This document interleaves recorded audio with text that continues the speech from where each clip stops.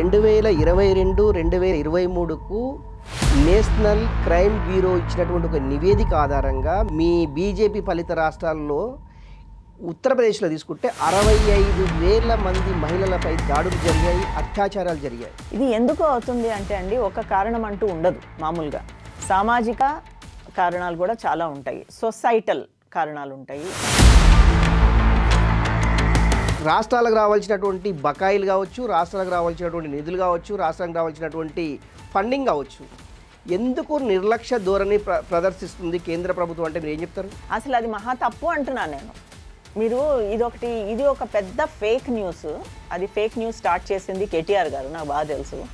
ఇవ్వలేదు ఇవ్వలేదు ఇవ్వలేదు అని వారికి తెలియకపోవచ్చు. మేము మీకు ఇప్పుడు ఒక విషయం అందరికీ చెప్తాను, మీ ప్రేక్షకులకు కూడా తెలియాలి ఈ విషయం.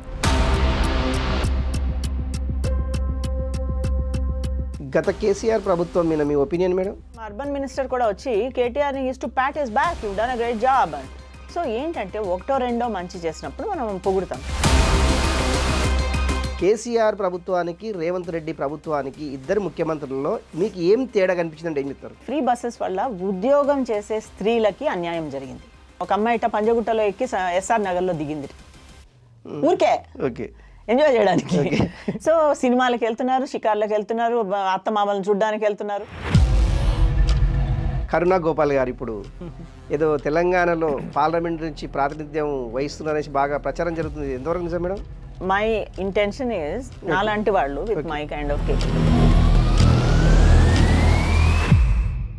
Welcome to I dream news.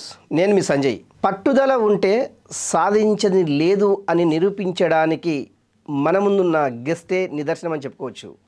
ఇప్పుడు నేషనల్ మహిళా పాలసీస్ మీద ఆమె ఇన్ఛార్జి ఉన్నారు బీజేపీ గవర్నమెంట్లో, మోడీ గవర్నమెంట్లో. ఆమె ఎవరో అంటే కరుణా గోపాల్ గారు. ఈమె ఒక ఉన్నతమైన ఫ్యామిలీలో ఒక ఐఏఎస్, ఆ ఫ్యామిలీ నుంచి వచ్చేసి పొలిటికల్కు రావాల్సిన ఆవశ్యకత ఎందుకు వచ్చింది, నిజంగా పొలిటికల్లో ఆమె ఏం చేయాలనుకుంటుంది అనే అంశం మీద మాట్లాడడానికి కరుణా గోపాల్ గారు మనతో ఉన్నారు. మేడం నమస్తే. నమస్తే అండి. కరుణా గోపాల్ ఇప్పుడు 2 తెలుగు రాష్ట్రాల్లో కొత్త పరిచయం. అవును, బీజేపీలో మీరు ఎంతకాలం నుంచి పనిచేసినా కూడా ఈ 2 తెలుగు రాష్ట్రాల్లో ఈ కరుణా గోపాల్ ఎవరు అనే చర్చ బలంగా సాగుతుంది. ఈ పేరు తమిళనాడుకు కొద్దిగా అటాచ్ అయి ఉంటుంది. నిజంగా మీ ఫ్యామిలీ బ్యాక్గ్రౌండ్ ఒకసారి మా వ్యూవర్స్ చెప్పగలుగుతారా? సో గోపాల్ అంటే మీరు తమిళనాడు అనుకుంటున్నారు, కానీ అది మా హస్బెండ్ పేరు నుంచి తీసుకున్నాను, గోపాల్ కృష్ణ. ఓకే. సో నేను యాక్చువల్లీ మేము తెలుగు వాళ్ళమే. నేను పుట్టింది ఆంధ్రప్రదేశ్లో. మా నాన్నగారు ఒక ఐఏఎస్ ఆఫీసరు, ఆ తర్వాత మా బ్రదర్ కూడా ఐఏఎస్ఏ. నా పెళ్ళి అయ్యే సమయంలో మా ఫాదర్ ఇన్లో ఈ ఆంధ్రప్రదేశ్, యునైటెడ్ ఆంధ్రప్రదేశ్కి చీఫ్ సెక్రటరీలా ఉండేవారు, ఆయన ఐఏఎస్. అయితే మీరు ఇంతకుముందు ఒక ఇంట్రడక్షన్లో ఒక మాట చెప్పారు, ఆవిడకి ఐఏఎస్ ఆఫీసర్స్ ఫ్యామిలీ కానీ ఇక్కడికి వచ్చే ఆవశ్యకత అన్నారు. అంటే what is the need to join politics అన్నట్టు అన్నారు కదా. నేను మా ఫాదర్ చిన్నప్పుడే చనిపోయారు. యాక్చువల్లీ ఐ వాజ్ బేర్లీ 17 అనుకోండి. కానీ మాకు చిన్నప్పటి నుంచి we used to have several discussions అనమాట. ఏంటి అంటే administration, like he was a bureaucrat. So policy decisions ఎలా తీసుకుంటారు, హౌ డస్ బ్యూరోక్రసీ వర్క్, అవన్నీ ఆ డిస్కషన్స్లో ఏం తెలిసేది అంటే as a bureaucrat you implement the policy, policy చేసేవాళ్ళు పాలసీ మేకర్స్ వేరుంటారు, దే ఆర్ పాలిటీషియన్స్. సో మనం పాలసీ తయారు చేయాలి అంటే you should necessarily be in politics. So నాకు ఇంప్లిమెంటేషన్ మీద నమ్మకం ఉన్నా, పాలసీ చేయాలనే తపన ఉంది నాకు. And that will happen only when you're in politics. మనం పాలిటిక్స్లో ఉంటే తప్ప అవ్వదు. అదే కాకుండా కొద్ది గొప్ప ఒక చిన్న లింక్ కూడా ఉంది, పొలిటికల్ లింక్.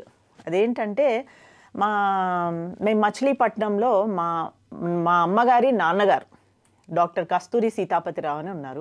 వారి కజినే డాక్టర్ పట్టాభి సీతారామయ్య. సో వారు మరి పట్టాభి సీతారామయ్య గారు very political leader, very tall leader అనుకోవచ్చు కదా ఆయన. ఎగ్జాక్ట్లీ. సో ఆయన మరి మా ఇంట్లోనే ఉంటుండేవారు. ఫ్రీడమ్ స్ట్రగుల్ అప్పుడంతా వీళ్ళందరూ కలిసే ఫ్రీడమ్ ఫైటర్స్ అనమాట. సో దట్స్ వై నా ఫ్యామిలీ ఏంటి అంటే ఫ్రీడమ్ ఫైటర్స్ ఐఏఎస్ ఆఫీసర్స్ అట్లా చెప్తాం. ఇప్పుడు చాలా పార్టీస్ ఉన్నాయి, నేషనల్ పార్టీస్, కాంగ్రెస్ ఉంది, బీజేపీ, రకరకాల పార్టీస్ ఉన్నాయి. ఓన్లీ బీజేపీని ఎంచుకోవడానికి రీజన్ ఏమంటే? అసలు బీజేపీ ఐడియాలజీ నాకు చాలా ఇష్టము. నేను I'm not new to politics. అంటే నేను ఫర్ ఇన్స్టెన్స్ నేను గత 30 ఏళ్ళగా నేను ప్రొఫెషనల్ లాగా పనిచేశాను. ఓకే. నాకు కాంగ్రెస్ నుంచి వాటి నుంచి సంకేతాలు వచ్చేవి ఇప్పుడు 10 ఏళ్ల క్రితం. మీరు we're looking for a Lok Sabha face అట్లా అని. ఎందుకంటే నేను నా ప్రొఫెషనలీ నేను చాలా అచీవ్ చేశాను కనుక ఇప్పుడు ఢిల్లీలో అట్లా పెద్ద పెద్ద కాన్ఫరెన్సెస్లో మాట్లాడుతుంటే lot of leaders use to see me like చాలా టైమ్స్లో పెద్ద పెద్ద మినిస్టర్స్తో కూడా ఐ షేర్డ్ ప్లాట్ఫామ్ ఎప్పుడో. So I was an urban expert with the world bank, తర్వాత with Asian development which year madam ఇది? 2004. Okay okay. So world bank, Asian development bank, DFID of UK, department for international development UK and USAID. Okay. So lectures ఇప్పుడు ఈ IAS ఆఫీసర్స్కి వాళ్ళకి ఇచ్చే lectures అంతా they are subject lectures. Okay. So మన అంటే teacher అని మీరు పరిగణించక్కర్లేదు, లెక్చర్స్ ఇస్తాం. ఎందుకంటే మనం పని చేసామనుకోండి, ఓకే, ఒక రీఫార్మ్ ప్రోగ్రాంలో మీకు ఒక సింపుల్ ఎగ్జాంపుల్ ఇస్తాను. వాటర్ సెక్టర్ ఉంది. ఇప్పుడు మనకి వాటర్ హైదరాబాద్ లో పెద్ద ప్రాబ్లం కదా. వాటర్ కొన్ని చోట్ల వస్తుంది, కొన్ని చోట్ల వస్తుంది, కొన్ని చోట్ల రాదు, స్లమ్స్ లో అసలే రాదు. సో ఇలాంటి పరిస్థితి ఉన్నప్పుడు we work in the water sector అంటాం. అంటే వాటర్ ని కంటిన్యూస్ గా ఎట్లా ఇప్పించాలి, ట్రాన్స్మిషన్ డిస్ట్రిబ్యూషన్ లాసెస్ ఎట్లా ఉండకూడదు. సో ఈ వాటిలో అన్ని పనిచేసినప్పుడు బేసిక్గా ఏమవుతుందంటే మనకి we have a very strong understanding of అంటే how to run a utility. So బేసిక్గా ఏంటంటే ఇవన్నీ మనం ఒక గవర్నెన్స్కి బాగా పట్టుంది నాకు. So this is how I like to see myself working in the area of governance. So last so many years. So ఇవన్నీ చేసినప్పుడు ఐఏఎస్ ఆఫీసర్స్ అడుగుతారు, ma'am what is your experience in implementing a reform programme? అప్పుడు వాళ్ళకి మేము చెప్తాం, మేము ఇది implement చేసినప్పుడు ఇలా జరిగింది, సో మీరు మీ సిటీస్కి వెళ్ళినప్పుడు అలా చేయండి అని. Yes, exactly. దాన్నే టీచింగ్ అంటే మీరు వాళ్ళకి గైడ్ చేయడానికి టీచింగ్ అంటారు. ఓన్లీ క్లాస్ రూమ్లో ఉండేసే టీచింగ్. Just yes. తర్వాత మీరు బీజేపీలోకి ఇప్పుడు ఎంట్రీ ఎలా వచ్చిందంటే? అది 2014లో ఏమైందంటే ఒకసారి మన జనరల్ ఎలక్షన్స్ ముందు పీయూష్ గోయల్ గారు, పీయూష్ గోయల్ గారు, వెంకయ్య నాయుడు గారు వీళ్ళందరూ వచ్చారు ప్రచారం చేయడానికి. సో ఆ మీటింగ్కి వెళ్ళాను నేను. వెళ్తే లేదు ఇక్కడే హైదరాబాద్లోనే. ఇన్ఫ్యాక్ట్ ఒక ట్విట్టర్లో నేను పెట్టాను కూడా, గోయింగ్ ఫర్ బీజేపీ మీటింగ్ అని, ఆ ఫోటో కూడా ఉంది ఇంకా. సో వెళ్ళి ఇలాగే ఫస్ట్ రోలో కూర్చున్నాను. నా పక్కన అందరూ చాలా మంది ఇండస్ట్రియలిస్ట్ కూర్చున్నారు. అందులో సో ఆయన పీయూష్ గోయల్ గారు లెక్చర్ ఇస్తున్నారు. ఇన్ దాట్ హీ సెడ్, ఆయన స్పీచ్లో ఒక మాట అన్నారు, మ్యాక్సిమం గవర్నెన్స్ మినిమం గవర్నమెంట్ అని, మోడీ స్లోగన్ అది అని ఆయన మాట్లాడుతుంటే నా పక్కన కూర్చున్న వాళ్ళు వీళ్ళందరూ, ma'am it's as if you are speaking, అంటే మీరు మాట్లాడుతున్నట్టుంది. ఎందుకంటే నేను కూడా in most of my talk I say these things only. So మీరు ఎట్లా తర్వాత then how come you're out of BJP అని అడిగారు. ఇంకా అట్లా కాన్వర్జేషన్ స్టార్ట్ అయింది. ఆ పక్కన ఉన్న ఆయనేమో వెంకయ్యనాయుడు గారికి చెప్పారు, she's a very capable lady and ఆవిడ్ని మీరు బీజేపీ బయట ఎందుకు ఉంచారు, మీ దగ్గర తీసుకోండి అన్నారు. అంటే వారు అన్నారు. తర్వాత కాల్ వచ్చింది అక్కడ ఆయన ఆఫీస్ నుంచి, ఏమ్మా చేరతావా అని. సో అప్పుడు నేను ఒక రోజు పట్టింది ఆలోచించి, మా ఫ్యామిలీ బ్యాక్గ్రౌండ్ ఆలోచించి నేనే డెసిషన్ తీసుకున్నాను, ఇంకెవరికి చెప్పలేదు.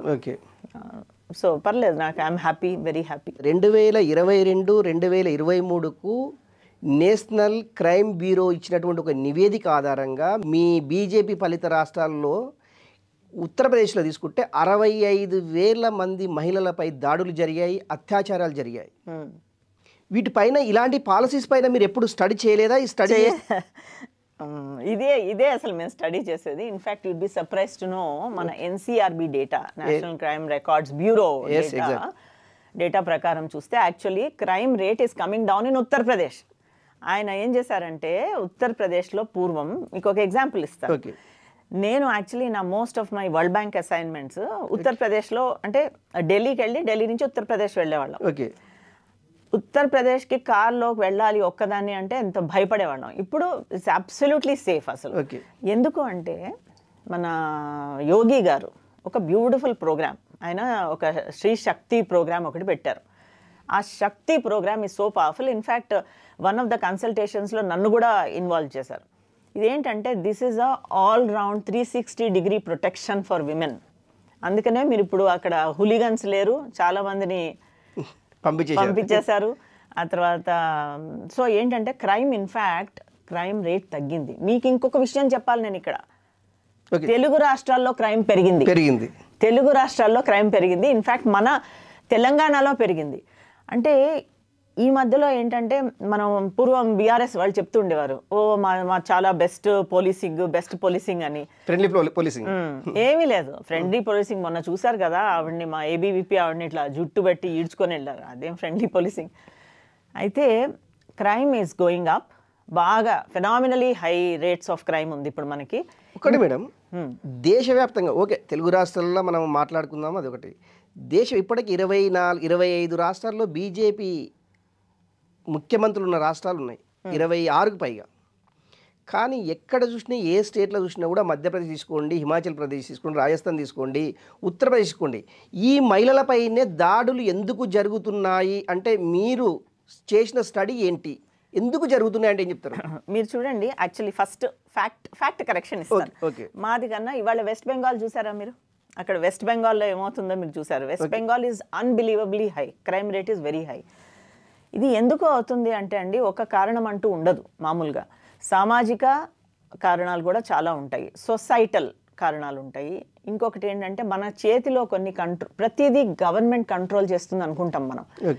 కానీ వాళ్ళకి యాక్సెస్ టు చెడు మూవీస్ కానీ, వాళ్ళకి ఏదైనా పోర్నోగ్రఫీ కానీ ఇవన్నీ చూడగలిగారంటే వాళ్ళకి యాక్సెస్ ఉందనుకోండి. ఇప్పటికీ మనం చాలా బ్లాక్ చేసాం మన దేశంలో. ఎన్ని బ్లాక్ చేసామంటే వేరే కంట్రీస్లో ఉన్న యాక్సెస్ అసలు మనకి లేదు ఇప్పుడు ఇండియాలో.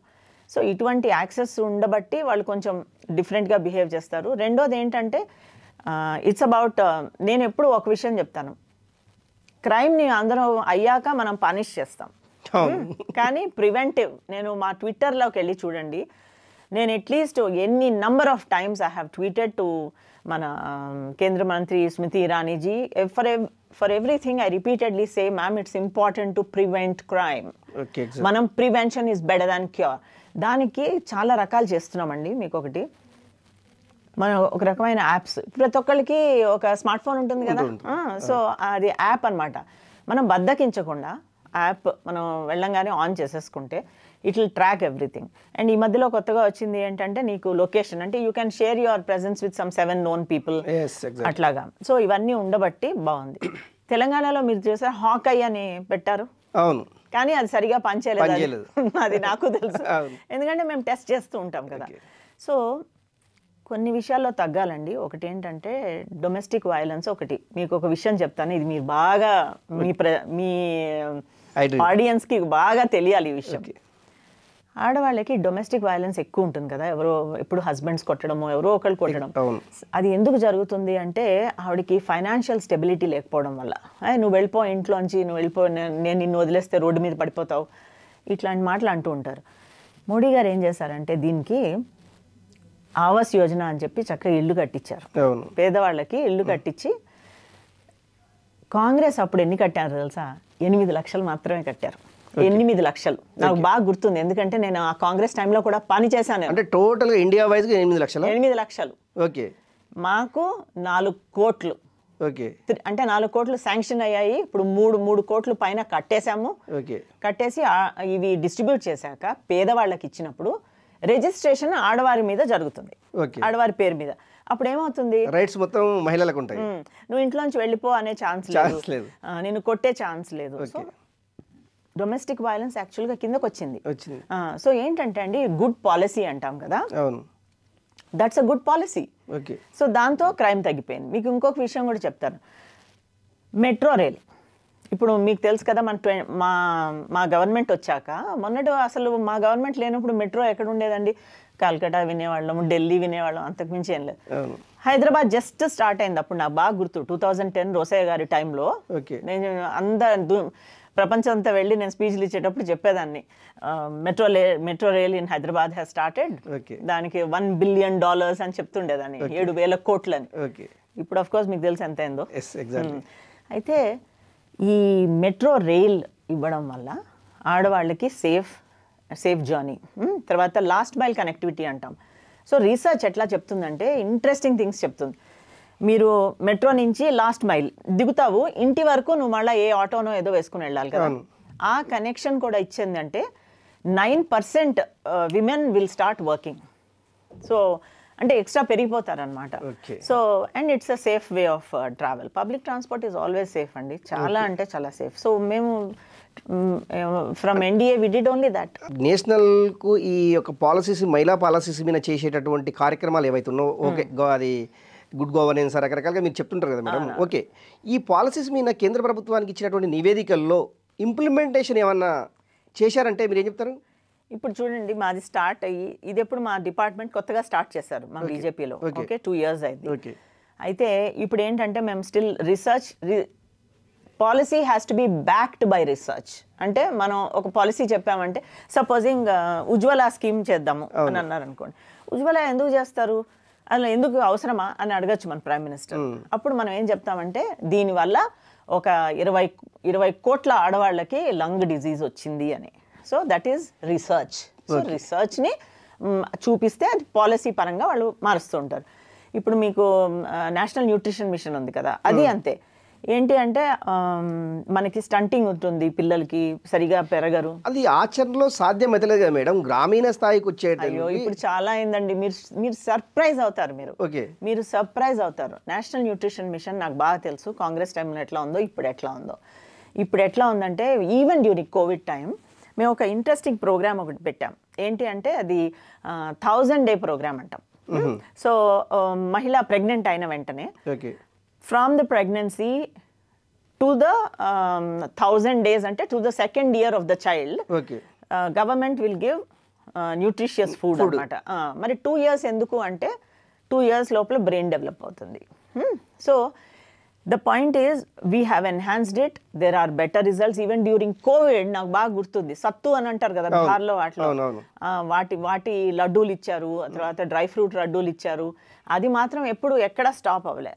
సో ఇప్పుడు ప్రజెంట్గా హాస్పిటల్స్లో డ్రై ఫ్రూట్స్ లడ్స్ ఇప్పుడు సప్లై ఉందా మేడం అంతా? ఇప్పుడు చూడండి, మన ఎవ్రీ ఉమెన్, మీరు ఆ మెటర్నిటీ కేర్లోకి ఉన్న వాళ్ళందరికీ డ్రై ఫ్రూట్స్ కాదు, దేర్ ఇస్ న్యూట్రిషనల్ ప్రోగ్రామ్. ఏదో ఒకటి న్యూట్రిషన్ వెళ్తుంది వాళ్ళకి. డైరెక్ట్ బెనిఫిట్ ట్రాన్స్ఫర్ కూడా ఉంది కదా. అవును, అమౌంట్ వాళ్ళకి 1200 ఏదో 2500 అనుకుంటా మేడం. అది స్టేట్ గవర్నమెంట్ పరిధిలో మేము స్టేట్ గవర్నమెంట్ చేస్తున్నాం అనేసి దాని మీద గతంలో కేసీఆర్ కూడా దాని మీద బొమ్మలు వేసుకొనేసి కేసీఆర్ నుండి చూడండి, మీ ప్రతి ప్రోగ్రామ్ స్వచ్ఛ భారత్ తీసుకుంటే ఏమైంది, మరి కేసీఆర్ గారి ఫోటోలు వచ్చేవి కదా, అది ఎవరి ప్రోగ్రామ్, అది మాదే కదా. సో అంటే మీకు అంటే ఇక్కడ ఏముందంటే కేంద్ర ప్రభుత్వం ఇస్తున్నటువంటి సబ్సిడీ కావచ్చు, కేంద్ర ప్రభుత్వం ఇస్తున్నటువంటి సంక్షేమ పథకాలని ప్రజల్లోకి తీసుకుపోవడంలో బీజేపీ విఫలమైంది అనుకోవచ్చు. మీరు అలా డైరెక్ట్గా అంటే ఎట్లా, కానీ ఒక విషయం ఉంది, మేము చెప్పుకోవలసిన అంత చేయలేదు మేము. అంటే actually you should blow your own trumpet అంటాం. అంటే నువ్వు మంచి చేస్తే అందరికి నేను చేశాను హో అని ఇదో పూర్వం డప్పు కొట్టేవారు, అలా చేయాల్సింది మేము చేయలేదు మేము. అందుకనే స్వచ్ఛ భారత్లో వాళ్ళకి డబ్బులు వచ్చినా ఆయన ఫోటో ఉంటుంది, మళ్ళీ డిగ్నిటీ హౌసింగ్ అని చెప్పి మా డబ్బులే కదండి అవి అక్కడ పెట్టారు. మీకు ఇంకొక విషయం చెప్తాను, MMTS మన లైన్ 2 ఏమైంది, ఆగిపోయింది. అందరికి వెళ్ళి స్పీచ్లు ఇచ్చేవారు, ఏంటి అంటే ఆగిపోయింది, సెంటర్ నుంచి రాలే. అసలు మేము విఫలమైంది ఒప్పుకోవాల్సింది ఏంటి అంటే, సెంటర్ నుంచి ఇచ్చేది మొత్తం ఇచ్చాం, 1300 కోట్లు ఇచ్చాం మేము. వీళ్ళు ఇచ్చింది 299 crores. ఇంకా ఇవ్వాలి, వాళ్ళు ఇవ్వలే. మ్యాచింగ్ గ్రాంట్ కదండి, దాంతో అవ్వలేదు, దాంతో రాలేదు. వాళ్ళు చెప్పుకున్నారు, మేము చెప్పుకోపోయాం. అది చెప్పుకోలేదు అంటే బీజేపీ యొక్క అనైతికత. ఇప్పుడు చేసేవాళ్ళు మాట్లాడరు, మీకు తెలుసు కదా ఆ విషయం. చేసేవాళ్ళు మాట్లాడరు, చెయ్యని వాళ్ళు బాగా మాట్లాడతారు. సో మా బీజేపీకి ఉన్న ఇదేంటంటే గుణము, సైలెంట్గా చేస్తారు. మాకు RSS లింక్ కూడా మీకు తెలుసు కదా. మీకు ఒక సింపుల్ థింగ్ చెప్తాను. నార్త్ ఈస్ట్లో మా బ్రదర్ ఒక IAS ఆఫీసర్, అప్పుడు హీస్ టు సే సైలెంట్గా ఈ RSS వాళ్ళు ఎవ్వరూ రీచ్ అవ్వని ఏరియాస్కి వెళ్ళిపోయి రిమోటెస్ట్ ప్లేసుల్లో స్కూల్స్ పెట్టేసి, హాస్పిటల్స్ పెట్టేసి, ఒక్కళ్ళకి వాళ్ళు ఎవరో కూడా తెలియదు కరుణ, అంత బాగా పనిచేస్తున్నారు అని. అంటే నోబడీ నోస్. సో మాకేంటంటే పని ఎలా చేయాలో తెలుసు, సైలెంట్గా ఎలా చేయాలో తెలుసు. అది వెళ్ళి డప్పులు కొట్టుకుని చెప్పడం రాదు. సో అది మా తప్పే, కానీ అది నేర్చుకోవాలి. ఇప్పుడు now they say however good the product is, however good the product is, if you don't market it well, then you lost it. So మనం మంచి ప్రోడక్ట్ మా దగ్గర ఉంది, మాకు ఇంకా మార్కెటింగ్ నేర్చుకోవాలి అంతే. మేము రాష్ట్రాలకు రావాల్సినటువంటి బకాయిలు కావచ్చు, రాష్ట్రాలకు రావాల్సినటువంటి నిధులు కావచ్చు, రాష్ట్రానికి రావాల్సినటువంటి ఫండింగ్ కావచ్చు, ఎందుకు నిర్లక్ష్య ధోరణి ప్రదర్శిస్తుంది కేంద్ర ప్రభుత్వం అంటే మీరు ఏం చెప్తారు? అసలు అది మహా తప్పు అంటున్నాను నేను. మీరు ఇది ఒక పెద్ద ఫేక్ న్యూస్. అది ఫేక్ న్యూస్ స్టార్ట్ చేసింది కేటీఆర్ గారు, నాకు బాగా తెలుసు. ఇవ్వలేదు అని వారికి తెలియకపోవచ్చు. మేము మీకు ఇప్పుడు ఒక విషయం అందరికీ చెప్తాను, మీ ప్రేక్షకులకు కూడా తెలియాలి ఈ విషయం. మొన్న రీసెంట్గా కర్ణాటకలో ఏం చేశారంటే మొత్తం మా మీద దుమ్మెత్తి పోసారు. కర్ణాటక కూడా కాంగ్రెస్ గవర్నమెంటే కదా, దుమ్మెత్తి పోస్తున్నారు. ఏంటి అంటే మాకు రావాల్సింది షేర్ ఇవ్వట్లేదు అనేసి మా ఎన్డీఏ మీద అనేశారు. అయితే మేము వాళ్ళకి ఒక లెక్క చూపించాం. యాక్చువల్లీ యూపీఏ గవర్నమెంట్ ఎంత ఇచ్చింది, మేము ఎంత ఇస్తున్నాము, దాని మీద మాకు ఆల్మోస్ట్ డబుల్ ఇస్తున్నాం మేము. అదే కాకుండా మేము ఏం చేసామంటే, వీళ్ళు రఘురామ్ రాజన్ తెలుసు కదా, ఆర్బీఐ గవర్నర్ మాజీ. సో రఘురామ్ రాజన్ గారు మరి ఆయన politically he's connected to Congress. మరి ఆయనే 15th ఫైనాన్స్ కమిషన్లో ఆయన హెడ్ లాగా కూర్చున్నప్పుడు క్లియర్గా రాశాడు, కర్ణాటకకి మనం 14% నుంచి తక్కువ చేసి 4% ఇద్దాము, కేరళకి ఇంకా తక్కువ చేద్దాము. ఎందుకు అంటే అప్పుడు బీజేపీ గవర్నమెంట్. ఎందుకు అంటే ఆయన రేషనల్ ఏంటంటే, వీళ్ళు ఇవి బాగా డెవలప్డ్గా ఉన్నాయి, మనం వీటికి ఇంత షేర్ ఇవ్వద్దు, తక్కువ చేయండి, కట్ చేసేసాడు. ఎవరు చేశారు? రఘురామ్ రాజన్ ఎవరు? కాంగ్రెస్ మనిషి. మరి కాంగ్రెస్ మమ్మల్ని ఎందుకు తిడుతోంది? రఘురామ్ రాజన్ కదా తిట్టవలసింది. We're just implementing finance commission recommendations, that is the only thing, right? So అది నేను అనేది.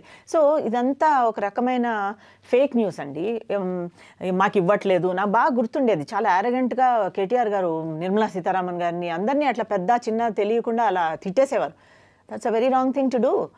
ఏంటి అంటే, ఓకే మీరు ఇస్తున్నారు, డెవల్యూషన్ ఆఫ్ ఫైనాన్సెస్ అందరికీ తెలుసు, there is a formula, it comes from the finance commission. So ఆ ఫార్ములానే వెళ్తున్నాం మనం, అంతే తప్ప నాకు తక్కువ వీళ్ళకి తక్కువ అట్లేం లేదు. రఘురామ్ రాజన్ 14% నుంచి 4% అన్నది ఓకే, కానీ ఒకటి అంటే అప్పటి బీఆర్ఎస్ గవర్నమెంట్ కావచ్చు, ఇప్పుడు కాంగ్రెస్ గవర్నమెంట్ కావచ్చు, రాష్ట్రానికి జిఎస్టీ త్రూ రావాల్సినటువంటి ఫండింగ్ ఎందుకు వస్తలే అనేసి వీళ్ళ వర్షన్. ఏం లేదండి, అన్ని పర్ఫెక్ట్గా వస్తాయి. వర్షన్ అడిగారంటే వాళ్ళు రకరకాల వర్షన్స్ ఇచ్చి వాళ్ళ ఓన్ ఫార్ములా ఇస్తారు. We're doing what is the best. In fact మన రాష్ట్రాలకి మ్యాక్సిమం వచ్చింది. నేను ఇలాంటప్పుడు మీకు మిమ్మల్ని ప్రశ్న అడిగేదంటే, వాళ్ళు డబ్బు కావాలి అన్నవాళ్ళు 6 లక్షల కోట్లు అప్పెందుకు చేశారు ఒకసారి అడగండి. స్టేట్ డెవలప్మెంట్ కోసం. అవునా? డెవలప్ అయిందా? 6 లక్షల కోట్లు ఎక్కడ పోయాయండి? సో ఏంటంటే ఎక్కడ పోయిందంటే మీరేం చెప్తారు? ఈ 6 లక్షల కోట్లు ఎక్కడ పోయినాయంటే మీకే తెలియాలి. మీరు అన్ని రీసెర్చ్ చేస్తున్నారు కదా, సెంట్రల్ గవర్నమెంట్ మీ పరిధిలో. సో ఏంటంటే మనకి ఏంటంటే there is always a rule, you can't go beyond a certain, మనకి అంత బారోయింగ్ కూడా you can't go beyond that. అది వాళ్ళు చేసి కొన్ని వాళ్ళకి తగ్గట్టుగా చేసుకున్నారు. అది మన స్టేట్కి సరిపోదు. అదేమవుతుందంటే, ఇప్పుడు ఎన్నన్నా అప్పులు చేసుకోవచ్చు, నువ్వు డావోస్కి వెళ్ళొచ్చు, మాకు ఇన్వెస్ట్మెంట్స్ వచ్చాయి, మాకు ఇది వచ్చాయని గొప్పలు చెప్పుకోవచ్చు, కానీ నువ్వు మామూలు కామన్ మ్యాన్కి ఏమిస్తున్నావు అది కూడా సరిగా మేనేజ్ చేయలేకపోతే ప్రతిదీ ప్రశ్నించేందుకు కామన్ మ్యాన్, ఇప్పుడు మీకు ఈ ఉద్యోగం ఉంది, నాకు ఇంకొక ఏదో ఉద్యోగం ఉంటుంది, ఎవరో అక్కడ యాక్టివిస్ట్ కూర్చుని రోజు అడుగుతూ ఉండాలి, ఏమైంది. సో అది కష్టం కదండి. ఏమవుతుంది? సో ప్రతిదీ మనం అడగలేము, ప్రతి దగ్గర తప్పులు జరిగాయి. సో ఇప్పుడు ఈ గవర్నమెంట్ని మనం లెన్స్ కింద చూడాలి, మ్యాగ్నిఫైయింగ్ లెన్స్ కింద చూడాలి, వీళ్ళు ఏం చేస్తారు అని. That's more important. చూడాల్సింది. కేసీఆర్ గవర్నమెంట్కు ముఖ్యమంత్రిగా కేసీఆర్ ఉన్నప్పుడు, ఇప్పుడు రేవంత్ రెడ్డి తెలంగాణలో ముఖ్యంగా, ఈ ఇద్దరు ఆల్రెడీ మీరు చాలా దగ్గరుండి అబ్జర్వ్ చేస్తుంటారు మీరు, ఎందుకంటే ఆల్రెడీ పాలిటిక్స్కి వచ్చేసారు, దీనిపైన చాలా సున్నితంగా పాలసీస్ మీద కూడా మీరు బాగా దృష్టి పెట్టారు. నిజంగా కూడా కేసీఆర్ ప్రభుత్వానికి రేవంత్ రెడ్డి ప్రభుత్వానికి ఇద్దరు ముఖ్యమంత్రులలో మీకు ఏం తేడా కనిపించిందంటే ఏం చెప్తారు? వీరు ఇంకా మనకి ఎన్ని నెలలు అయింది చెప్పండి, ఇప్పుడు వారు తీసుకొని ఇంకా చాలా తక్కువే, అంతే కదా, మనకి 100 రోజులు పట్టుమని 100 రోజులు కూడా కాలేదు. సో ఇప్పుడు మనం దాని గురించి కమెంట్ చేసే ఇది లేదు. బట్ 2-3 పాలసీ పరంగా చాలా తప్పులు జరిగాయి. ఒక సింపుల్ చెప్తాను, చెప్పండి. ఈ ఫ్రీ బస్ పెట్టారు, ఫ్రీ బస్సు పెట్టిన అప్పటి నుంచి బయట మామూలుగా ఎలా ఉంటుందంటే ఆహా చాలా బాగుంది అందరు ఎంజాయ్ చేస్తున్నారు అనుకుంటారు. కానీ ఫ్రీ బస్సెస్ వల్ల ఉద్యోగం చేసే స్త్రీలకి అన్యాయం జరిగింది. ఓకే, మీకు తెలుసో తెలీదు. ఓకే, ఇప్పుడు ఉద్యోగం, నేను మీకు ఒక ఎగ్జాంపుల్ ఇస్తాను. నేను ఉద్యోగం చేస్తాను, మీరు హౌస్ వైఫ్. ఓకే, అందరికీ ఫ్రీ అనేసరికి నేనేమో రెడీ అయిపోయి బస్ స్టాప్కి వస్తాను, మీరు రెడీ అయిపోయి వస్తారు మీ అత్తను చూడడానికి, మీ మామగారిని చూడడానికి. సో ఏమవుతుంది, ఇలాంటి వాళ్ళు బస్సులు ఎక్కేస్తున్నారు, వీళ్ళకి ప్లేస్ దొరకట్లేదు. సో ఏమైందంటే ఒక గంటలు లేట్ వస్తున్నారు. సో నేను అడిగాను ఒకసారి, ఏమ్మా ఇంత లేట్గా వస్తున్నారు, మీరు ఫ్రీ కదా అంటే, లేదు మ్యామ్ మీరు నమ్మరు, మేము బస్ స్టాప్లో ఇరుక్కుపోయి ఉన్నాము అండ్ మాకేమో సాయంత్రం 6కి మీరు వదిలేస్తారు, కానీ మేము ఇంటికి వెళ్ళేసరికి 9 అవుతుంది. అయితే ఇక్కడ ఏమైందంటే అండి, ఫ్రీ బస్, లెట్స్ అండర్స్టాండ్, అది ఓపెన్గా పెడితే వినడానికి చాలా బాగుంది, అందరికి అవసరం లేకుండా. మొన్న ఒక న్యూస్లో చూశాను, ఒక అమ్మాయి ఇట్లా పంజగుట్టలో ఎక్కి ఎస్ఆర్ నగర్లో దిగింది ఊరికే ఎంజాయ్ చేయడానికి. సో సినిమాలకు వెళ్తున్నారు, షికార్లకు వెళ్తున్నారు, అత్తమామలను చూడడానికి వెళ్తున్నారు, మంచిదే, పుణ్యస్థలాలకు వెళ్తున్నారు, బాగానే ఉంది. కానీ ఉద్యోగస్తులకి కష్టమైంది. అండ్ ఇప్పుడు ఫ్రీ మెన్కి కూడా ఫ్రీ చేస్తా అంటున్నారు. అన్బిలీవబుల్. అంటే సో కొన్ని పాలసీస్ అండి. అంటే ఒకటేంటంటే ఆర్టీసీలో మహిళలకు ఉచిత ప్రయాణం అనేది వ్యతిరేకిస్తుండ్రా? లేదండి, మనం ఎప్పుడు మీరు ఒకటి చెప్పినమ్మా, బీజేపీ ఉచితం అనేది నమ్మదు. ఉచిత ఫ్రీ బీస్ మేము నమ్మము. ఎందుకంటే అవన్నీ దొంగ పాలసీలు అవి. అది టెంపరీగా ఎవరికో హెల్ప్ చేసినట్టు.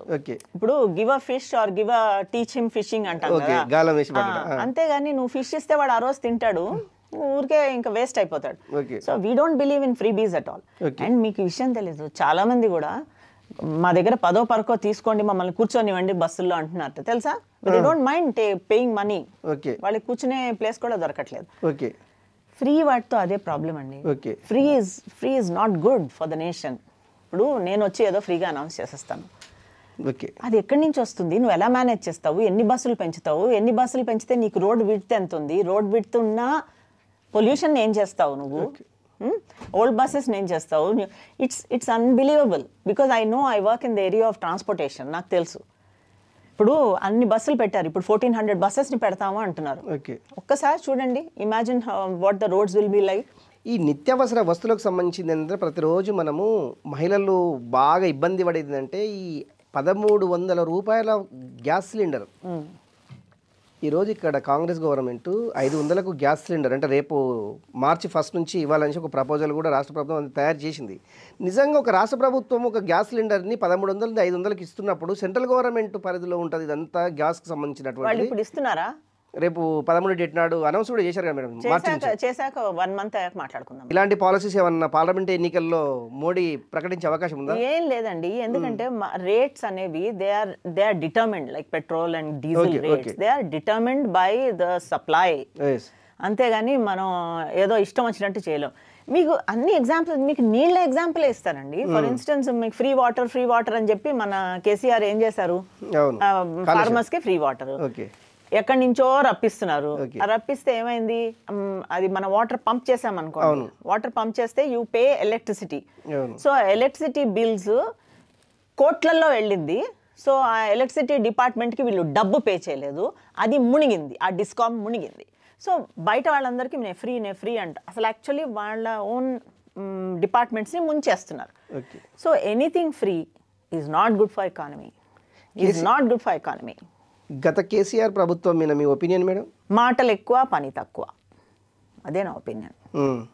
తర్వాత అదేమైంది, మాటల నుంచి ఆరోగెన్స్కి దిగింది, అది అప్పుడు డౌన్ఫాల్ వచ్చేస్తుంది.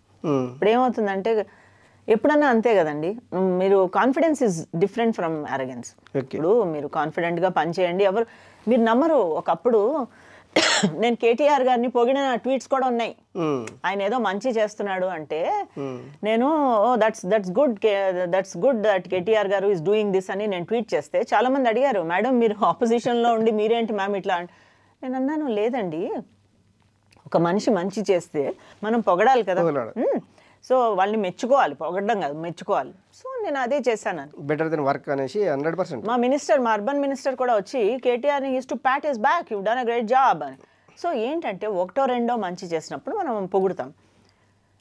ఆ కాన్ఫిడెన్స్ని వాళ్ళు అది ఆరోగెన్స్లోకి దిగిపోయింది. రోజు తిట్టడం, నిర్మలా సీతారామన్ గారిని తిట్టడం, మన ప్రైమ్ మినిస్టర్ని తిట్టే అంత స్తోమత ఎక్కడుంది ఆయనకి చెప్పండి. అవును. ప్రైమ్ మినిస్టర్ మీకు దగ్గరగా ఎప్పుడయ్యారంటే ఏం చెప్తారు? నాకు యాక్చువల్లీ నాకు ఎలా జరిగిందంటే అండి, మన స్మార్ట్ సిటీస్ అనౌన్స్ చేసినప్పుడు వారు అనౌన్స్ చేశారు 100 స్మార్ట్ సిటీస్. నేను మాత్రం ఎప్పుడో ఒక 15 ఏళ్ళగా అంతకు ముందు నుంచి నాకు స్మార్ట్ సిటీస్ మీద నేను పనిచేసేదాన్ని. ఓకే. అందుకని వారు అనౌన్స్ చేసినప్పుడు నన్ను ఢిల్లీ తీసుకెళ్లారు. అంటే ఏంటి అంటే స్మార్ట్ సిటీస్ ఎట్లా డిజైన్ చేయాలి ఏంటి అనేసి. సో అప్పుడు ఆ పని మీద ఉన్నాను. స్మార్ట్ సిటీ లాంచ్ అయినప్పుడు నాది ఒక 2007లో నేను ఒక బ్యూటిఫుల్ వర్క్ చేశాను ఇక్కడే హైదరాబాద్లోనే. It's called citizens for city అని, క్రౌడ్ సోర్సింగ్ అంటాం. అంటే అందరి నుంచి మనము ఫీడ్బ్యాక్ కాదు, ఐడియాస్ అండ్ స్ట్రాటజీస్. ఐడియా అంటే మీరు చెప్పండి అంటే సంజయ్ గారు అంటే మీరు చెప్తారు, మ్యామ్ ఇక్కడ అంతా ఇట్లా ఉండాలి అట్లా ఉండాలి, that is idea. Strategy, okay నీకు అలా కావాలి, ఎలా చేస్తావు, అది స్ట్రాటజీ. సో వాళ్ళు అప్పుడు నాకు స్ట్రాటజీస్ ఇచ్చారు. ఆ స్ట్రాటజీస్ ఏంటంటే స్మార్ట్ పార్కింగ్, ట్రాఫిక్ని మనం ఎట్లా మేనేజ్ చేయాలి, జీపీఎస్ జీపీఆర్ఎస్ ప్రోటోకాల్స్ అంటాం, అది ఎట్లా వాడాలి, how do you generate energy, kinetic energy by walking, ఇవన్నీ ఆ స్ట్రాటజీస్ మేము చేసాము. Hawker policy, how to make Hyderabad street food capital like Thailand లాగా, అట్లా అని బ్యూటిఫుల్లీ చేసాం. ఎప్పుడు 20 ఏళ్ళైంది. అది కాంగ్రెస్ టైంలో చేసాం. బట్ కాంగ్రెస్కి తెలివి అన్ని రికగ్నైజ్ చేసే ఇది లేకుండే. సో మోడీ గారు అది చూసి నేషనల్ బెస్ట్ ప్రాక్టీస్ లాగా అనౌన్స్ చేశారు, నేషనల్ బెస్ట్ ప్రాక్టీస్. అప్పుడు నన్ను స్పీకర్ లాగా పిలిచారు స్మార్ట్ సిటీస్ లాంచ్ అప్పుడు. అప్పుడు నేను వారితో ఒక 15 నిమిషాలు మాట్లాడాను, ఎక్స్ప్లెయిన్ చేశాను, this is what I have done, this is what. ఆ తర్వాత మళ్ళీ నన్ను ఇండిపెండెంట్ డైరెక్టర్ చేశారు కదా ఒక నవరత్న కంపెనీలో under ministry of petroleum and natural gas. అప్పుడు కూడా డైరెక్టర్స్తో డైరెక్ట్ ఇంటరాక్షన్ పెట్టుకుంటారు ఆయన. సో మా మీటింగ్స్, పార్టీ మీటింగ్స్, మొన్న సంక్రాంతి కూడా. స్మార్ట్ సిటీని మీరు ఎట్లా ఐడెంటిఫై చేస్తారు మేడం? చూడండి, స్మార్ట్ సిటీ అంటే యాక్చువల్గా అందరూ టెక్నాలజీ అనుకుంటారు. యాక్చువల్లీ టెక్నాలజీ కాదు బేసిక్గా. It's about giving highest quality of life. మీరు టెక్నాలజీ లేకపోయినా కూడా క్వాలిటీ ఆఫ్ లైఫ్ మంచిది ఇవ్వచ్చు. నేను ఒకసారి ఒక మేయర్ వచ్చాడు అమెరికా నుంచి. ఈ మన కాన్సులేట్ ఉంది కదా, అమెరికన్ కాన్సులేట్, వాళ్ళు నన్ను పిలిచి మీ ఇద్దరు మాట్లాడండి బికాజ్ ఆయన వస్తే అని. సో ఇద్దరం ప్రెస్ మీట్ చేసాం. సో ఆయన కూడా ఏం చెప్పాడంటే, ట్రాఫిక్ ఇట్లా రోడ్ ఉంటుందా, 4 ways ఉంటాయి, cross road, circle, cross road. మనం దానికి ట్రాఫిక్ లైట్స్ పెట్టుకోవచ్చు. That is signal, that is technology. నువ్వు ఒక రౌండ్ పెట్టి వదిలేసావు అనుకోండి, ఇట్స్ కాల్డ్ రౌండ్ అబౌట్. ఢిల్లీలో ఒకటి గోల్ చక్కర్, నువ్వు గోల్ చక్కర్తో సాల్వ్ చేయొచ్చు. మీకేమి ట్రాఫిక్ లైట్స్ అవసరం లేదు, gol chakkar will solve the problem. Because Delhi ఇన్నేళ్లుగా అట్లాగే ఉంది. సో నేనేమంటున్నా అంటే స్మార్ట్ సిటీ అనగానే టెక్నాలజీయే కాదు, వితౌట్ టెక్నాలజీ మంచి సొల్యూషన్స్ ఉంటే స్మార్ట్గా చేయొచ్చు. అందరికీ 3 కోణాలు ఉంటాయి దానికి. ఒకటి ఎకానమీ, అంటే వాళ్ళకి సరైన ఉద్యోగాలు ఇప్పించడము, ఆంటర్ప్రెన్యూర్షిప్. ఇప్పుడు మన మోడీ గారు చూడండి, స్మార్ట్ సిటీస్ అన్నప్పుడు స్టార్టప్స్ పెట్టింది ఆయన. అందుకే ఇప్పుడు ఆయన లేనప్పుడు మొన్నటి వరకు అసలు స్టార్టప్స్ అంటే మన India was not on the startup knowledge లేదు, స్టార్టప్స్ లేకుండే. ఇప్పుడు 1,00,000 స్టార్టప్స్ ఉన్నాయంటే ఏమైనా అర్థం ఉందా? అసలు అన్ని ఉన్నాయి చాలా. అయితే సో ఒకటి ఎకానమీ, ఇంకొకటి గిగ్ ఎకానమీ అంటామండి. అంటే ఏంటంటే మీకు డైరెక్ట్ జాబ్స్ అక్కర్లేదు, jobs government jobs, permanent jobs ఇవన్నీ లేవు ఇప్పుడు యాక్చువల్గా, ఆనెస్ట్గా చెప్పాలంటే. So gig economy is something that you can get online and you can cell your resources. Like ఇప్పుడు ఫర్ ఇన్స్టెన్స్ నాకు హిందీ రాదు, ఒక ఆవిడని పెట్టుకుంటే ఆవిడ 700 రూపాయలు గంటకి ఛార్జ్ చేసింది. అయితే నేను అడిగాను ఏ టైం సూట్ అవుతుంది అని అడిగితే she said, ma'am I have only 2 slots, morning 6 to 7, night 10 to 11. అయితే నేను డే అంతా ఏంటమ్మా అంటే అన్ని slots booked. Okay, so this is called gig economy. అయితే ఏంటి అంటే ఇప్పుడు నేను మొన్న రష్యా వెళ్ళాను ఆన్ వర్క్. అక్కడ చెప్పారు, మీరు ఇండియాలో ఇంతమంది highly trained people are there, English speaking people, why don't you start teaching us English. So మన వాళ్ళు లైన్లోకి వెళ్ళిపోయి రష్యన్స్కి నేర్పించేయచ్చు. Kazakhstan has asking for training, IT training, English training, all trainings. So this gig economy అంటే నువ్వు ఏదో రోజు సూటు బూట్ వేసుకుని ఆఫీస్కి వెళ్ళక్కర్లేదు, నువ్వు ఉన్న దగ్గరే ఉండి you can earn money like that. So Modi గారు హీ మేడ్ దట్ పాసిబుల్. కరుణా గోపాల్ గారు ఇప్పుడు ఏదో తెలంగాణలో పార్లమెంట్ నుంచి ప్రాతినిధ్యం వహిస్తున్నారనేసి బాగా ప్రచారం జరుగుతుంది. ఎంతవరకు నిజం మేడం? ఇప్పుడు మీరు అలా అడిగారు కనుక చెప్తున్నాను. యాక్చువల్లీ నాకు మై ఇంటెన్షన్ ఈజ్ నాలాంటి వాళ్ళు with my kind of capability policy making ఇష్టం కనుక మెంబర్ ఆఫ్ పార్లమెంట్ లాగా ఉండడం మంచిది. Okay. So that is my opinion. సరే, ఇక్కడ మనకు ఏమి పార్లమెంట్ కాన్స్టిట్యుయెన్సీస్ ఉన్నాయి. Malkajgiri is the best for me. నా బ్యాక్గ్రౌండ్ చూసిన అక్కడ ఉన్న వాళ్ళని చూసిన పర్ఫెక్ట్ మ్యాచ్, అది పర్ఫెక్ట్ ఫిట్. నేను ఈ మధ్యలో మల్కాజ్గిరిని ఎందుకు అనుకున్నా అంటే ఫిట్మెంట్ అంటాం. ఫిట్మెంట్ నన్ను ఇప్పుడు తీసుకెళ్ళి హైదరాబాద్ లో అంటే నేను చేయలేను. మల్కాజ్గిరి ఫిట్మెంట్ ఎందుకంటే సెటిలర్స్ ఉన్నారు, ఆంధ్ర సెటిలర్స్ ఉన్నారు. నేను ఐఎమ్ ఫ్రమ్ ఆంధ్ర. దెన్ తర్వాత కాస్ట్ కూడా అనకూడదు కానీ కొంచెం ఎంత కాదన్నా అక్కడ మా కాస్ట్ ఎక్కువ ఉంది కొంచెం. బట్ అలా కాదు, చాలా మంది నేను I mingle with everybody. Government employees ఉన్నారు. I come from a government officers house. తర్వాత middle class, I categorize myself as middle class. So నాకు పర్ఫెక్ట్ ఫిట్ అది. అందుకు మొత్తం మీద మల్కాజ్గిరి నుంచి రేపు 24 జరిగేటటువంటి పార్లమెంట్ ఎన్నికలని మల్కాజ్గిరి నుంచి మీరు పోటీ చేయబోతున్నారు. ఏమో టికెట్ వస్తే మంచిదే. అంటే ఏమైనా ప్రయత్నం చేశారు టికెట్ కోసం? అవన్నీ చేయకుండా మరి ఎట్లా మీ ముందు కూర్చుంటాను చెప్పండి. ఒకటి మేడం, నిజంగా కూడా అంటే ఓన్లీ బీజేపీ అని కాదు, ఏ పార్టీలో అయినా కూడా డబ్బులు లేనిదే టికెట్స్ రావనేసి బాగా ఒకటి బాగా చర్చ జరుగుతుంది, చెక్కలు కూడా కొడుతుంటది. ఇది నిజంగా వాస్తవం ఉంటుందా మేడం ఇందులో? లేదండి, ఇప్పుడే నేను మీతో చెప్పాను నేను మిడిల్ క్లాస్ అని. మరి నాకేమి ధైర్యం ఉంటుంది వెళ్ళి టికెట్ అడగడానికి? లేదు. It's not to do with money. డబ్బులు లేకుండా ఓటు వేస్తారనే అనుకుంటారా మీరు? నాకు ఆ నమ్మకం కూడా ఉంది. అంటే డబ్బులకి అమ్ముడు పోయే అంత చీప్నెస్ ఇంకా ఎక్కువ రాలేదు అని. కొద్దో గొప్ప మంది ఉంటారు, ఐఎమ్ నాట్ డినైయింగ్ దాట్. టెంపరీగా ఓకే ఏదో వచ్చింది 500 1000 వచ్చింది చేతికి అని ఆనందపడే వాళ్ళు ఉంటారు, కానీ చాలా తక్కువ మంది ఉంటారు. ఒక ఎలక్షన్లో పోటీ చేయాలంటే అంటే 7 కాన్స్టిట్యున్సీలు ఉంటాయి. ఒక పార్లమెంటు నియోజకవర్గంలో 7 కాన్స్టిట్యున్సీలు ఉంటాయి. 7 కాన్స్టిట్యున్సీలే కానీ సుమారు 10-15 లక్షల మంది ఓటర్స్ ఉంటారు. ఆల్మోస్ట్ 40 దాకా ఉన్నారు. 40 లక్షల మంది. 40 లక్షల మందికి అంటే జస్ట్ మీరు అన్నట్టు 500 200 అన్న అట్లాంటి అమౌంట్ ఇచ్చిన కొన్ని కోట్లకి వెళ్ళిపోతుంది మేడం. నిజంగా అది బేర్ చేయాలంటే అది మిడిల్ క్లాస్ వాళ్ళకి సాధ్యం కాదు కదా. కానే కాదు, అందుకనే డబ్బు వేస్ట్ అంటున్నాను నేను. డబ్బు ఇవ్వకుండా గెలవచ్చు. మీకు ఎంతమంది ఉన్నారు గెలిచిన వాళ్ళు? చాలా మంది ఉన్నారు. అందరు ఇచ్చారని ఏమి గ్యారంటీ? ఇప్పుడు మన యోగి ఆదిత్యనాథ్ డబ్బు ఇచ్చాడండి, ఆయన ఒక సన్యాసి. ఆయన ఎట్లా విన్నాడు? మళ్ళా మీకు ఒరిస్సాలో ఒక ఆయన ఉన్నాడు, ఆయన సారంగి, ఆయన మినిస్టర్ కూడా చేశారు. చిన్న సైకిల్ వేసుకుని. So nobody really cares for money అండి. అదేంటంటే మనం పుట్టించాం. అండ్ ఈ బీఆర్ఎస్ ఏం చేసిందంటే, టీఆర్ఎస్ అనండి బీఆర్ఎస్ అనండి, వాళ్ళు అదేదో గేమ్ ని హైప్ చేసేసి ఎక్కువ చేసేసి మనకి ఇన్ని లక్షలు ఇన్ని కోట్లు ఉండాలి, నువ్వు 100 కోట్లు, అదంతా నేను నమ్మనండి. ఆనెస్ట్ గా నేను నమ్మను. It's nothing to do with money. Money ఉంది అంటే ఓకే, నీ ఫ్యాన్సీ కొద్దీ నువ్వు స్పెండ్ చేసుకుంటావు, ఏదో నువ్వు ఒక 4 బండ్లు నీ మొహం పెట్టి నడిపించుకుంటావు, నువ్వు నీ హంగామా నువ్వు చేసుకుంటావు తప్ప I don't think money helps. Good will helps. నువ్వు ఒక కేపబుల్ లీడర్ లా కనిపించాలి, వాళ్ళకి నీ మీద నమ్మకం ఉండాలి. నాకు ఎక్కడి నుంచి ధైర్యము అంటే, ఒకసారి మల్కాజ్గిరి వాళ్ళు వచ్చి నాకు ఒక రిప్రజెంటేషన్ ఇచ్చారు. ఏంటి అంటే, మేడం మాకు ఈ లెవెల్ క్రాసింగ్ దగ్గర ప్రాబ్లమ్స్ ఉన్నాయి, రైల్వే మినిస్టర్తో మీరు మాట్లాడాలి.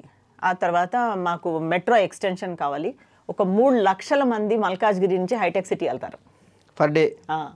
సో ఇంతమంది వెళ్తున్నారు, మాకు ట్రాఫిక్ కొంచెం కష్టం కనుక మెట్రో ఎక్స్టెన్షన్ కావాలి అని అడిగారు. అప్పుడు నేనేం చేశానంటే, ఈ రిప్రజెంటేషన్ తీసుకెళ్ళి within 2 days I met both the ministers. నేను మాట్లాడితే అశ్విన్ వైష్ణవ్ గారు నాది ఇట్లా చూస్తూనే he called his assistant, ma'am is asking for this, ఏదమ్మా చూడు level crossing number 235 address the problem. అది it was at 9 in the night. ఆయన కూర్చుని వాళ్ళతో రాయించి he started working on it. Already response వచ్చేసింది మల్కాజ్గిరి నుంచి వచ్చింది. నేను అది పేపర్స్ లో కూడా వచ్చింది. ఓకే. సో నేనంటాను అంటే ఈ మల్కాజ్గిరి కాన్స్టిట్యున్సీ టోటల్గా ఉన్న 7 కాన్స్టిట్యున్సీలో మీకు ఎలాంటి ప్రాబ్లమ్స్ ఐడెంటిఫికేషన్ చేశారంటే? అన్నిటికీ సిమిలర్ ప్రాబ్లమ్స్ ఉన్నాయండి. 1-2 డిఫరెంట్గా ఉన్నాయి. చెప్తా. ఫర్ ఇన్స్టెన్స్, అన్నిటికీ సివిక్ ప్రాబ్లమ్స్ ఉన్నాయి. రోడ్స్ బాగుండవు, కొన్ని చోట్ల నాలాలు ఉంటాయి, గార్బేజ్ సరిగా ఎత్తరు, స్ట్రే డాగ్స్ ప్రాబ్లం ఉంది, లేక్స్ కంప్లీట్గా అన్క్లీన్గా అయిపోయాయి లేక్స్. సో కాలుష్యం ఎక్కువ ఉంది. మళ్ళీ మీరు జవహర్ నగర్ డంపింగ్ యార్డ్, ఇంకా దాని గురించి చెప్పనవసరం లేదు. I done a lot of work on that. అసలు dumping, that's not the way to manage a dumping yard. And garbage, ఇప్పుడు ఎంతమందికి, ఇప్పుడు ఐఎమ్ అ టెక్నికల్ పర్సన్, నాకున్న ధైర్యం ఏంటంటే నన్ను ఎలెక్ట్ చేసుకుంటే కనుక నేను ఒక ప్రాబ్లమ్ని సైంటిఫిక్గా సొల్యూషన్ ఇవ్వగలుగుతాను. ప్రాబ్లమ్ సాల్వ్ చేస్తారు సైంటిఫిక్గా. ఏమవుతుందంటే అందరూ ఏదో ఇది చేస్తాం అది చేస్తాం అంటారు. ఇప్పుడు ఒక లేక్ ప్రొటెక్ట్ చేయాలనుకోండి, ఆ లేక్ని చూసేందుకు ఎన్నో డిపార్ట్మెంట్స్ ఉంటాయి. హెచ్ఎండిఏ ఉంటుంది, జిహెచ్ఎంసి ఉంటుంది. అయితే ఇలాగ నాకు ఆ నాలెడ్జ్ ఉంది, ఎవరెవరిని పిలిస్తే అవుతుంది, లేక్ స్టీవర్డ్షిప్ కమిటీ ఎట్లా పెట్టాలి, ఆ లేక్ క్లీనింగ్కి ఏ ఇంటర్నేషనల్ ఫండింగ్ తెప్పించవచ్చు మనము. అది అయ్యాక బయో రెమెడియేషన్ అంటాం. అంటే నువ్వు how do you clean it, నువ్వు కెమికల్స్ వాడతావా, బయో రెమెడియేషన్ అంటుంది, అది ఉంది, ఆ నాలెడ్జ్ ఉంది నాకు. So I have worked in this area. So నాకు మెట్రో ఎట్లా ఎక్స్టెండ్ చేయించవచ్చు, రైల్వే మినిస్టర్స్తో ఎట్లా ఇన్ఫ్లుయెన్స్ చేయొచ్చు, తర్వాత రోడ్స్.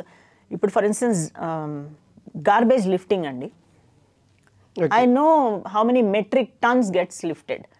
ఆ మెట్రిక్ టన్స్ ఎక్కడి నుంచి తీసుకెళ్ళి ట్రాన్స్ఫర్ స్టేషన్కి ఎట్లా పెడతారో, ఆ ట్రాన్స్ఫర్ స్టేషన్లో వాళ్ళు వేయి చేస్తారు. ఆ వేయింగ్ స్కేల్స్ నుంచి నాకు అన్నీ తెలుసు. సో నేనేమంటున్నా అంటే I have technical knowledge.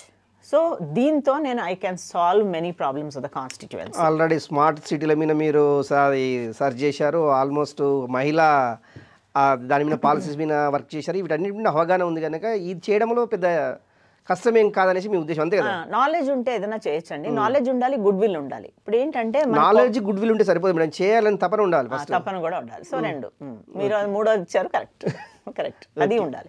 So ప్రజలకు ఏమైనా చేయాలి అని ఫీలింగ్ ఉంటే, అందుకనే కదా నేను మర్నాడు ఫ్లైట్ తీసుకొని వెళ్ళి ఇద్దరిని కలిసేసి వచ్చి చేయించాను. అది చేయొచ్చండి. ఇప్పుడు కూడా ఇట్స్ వెరీ సింపుల్ యాక్చువల్లీ. మన కళ్ళ ముందున్న ప్రాబ్లమ్స్, ఇప్పుడు పార్క్స్ ఉంటాయి. మన హైదరాబాద్ని మేము ఏం చేసాం 2007లోనే 2005 ఇట్లా గ్రిడ్ లాగా డివైడ్ చేసాం. అంటే ఒక్కొక్క కాలనీలో ఎన్నెన్ని పార్క్స్ ఉండాలి. సో వాటిని మనం we can make that happen. జిహెచ్ఎంసీలో ఒకళ్ళు అక్కడ కూర్చుంటాడు, బట్ ఆయన వెనకబడి మన దగ్గరుండి చేయించాలి. అలాట్మెంట్ ఆఫ్ ఫండ్స్ నాకు తెలుసు, అంటే ఎవరికి ఎంత ఏ టైంలో వచ్చిందో అలాట్మెంట్స్, అవన్నీ తెలియకపోతే you can't work. I have that knowledge. Malkajgiri ప్రజలు కావచ్చు, తెలంగాణ బీజేపీ కార్యకర్తలు, రెండు తెలుగు రాష్ట్రాల బీజేపీ కార్యకర్తలు కావచ్చు, మీరు ఇచ్చే సలహాలు సూచనలు అంటే మీ కాన్సెన్స్కి, మీ కార్యకర్తలకు టికెట్ ఎవరికి వచ్చినా కూడా, ఎవరికైనా సరే మీరు మాత్రం వాళ్ళకి కంప్లీట్గా సపోర్ట్ ఇవ్వాలి. ఏదో మేము వారికి వస్తుందని ఎక్స్పెక్ట్ చేసాము, వీరికి వస్తుందని ఎక్స్పెక్ట్ చేసాము, రాకపోతే మేము మొరాయించి కూర్చుంటాము, అట్లా కాకుండా ఎవరికి వచ్చినా కూడా మన పార్టీ అన్నప్పుడు అందరం కలిసి ఆ వ్యక్తిని విన్ అయ్యేటట్టు చూడాలి. That is my message. Karuna Gopal గారికి ఇక్కడ మల్కాజ్గిరి నుంచి వస్తుంది టికెట్ అనేసి కాన్ఫిడెన్స్ అయితే ఉండరు? నాకు ఉంది. 2024 జరిగేటటువంటి పార్లమెంట్ ఎన్నికల్లో మల్కాజ్గిరి నుంచి కరుణ గోపాల్ గారు తన అదృష్టాన్ని పరీక్షించుకోబోతున్నారు.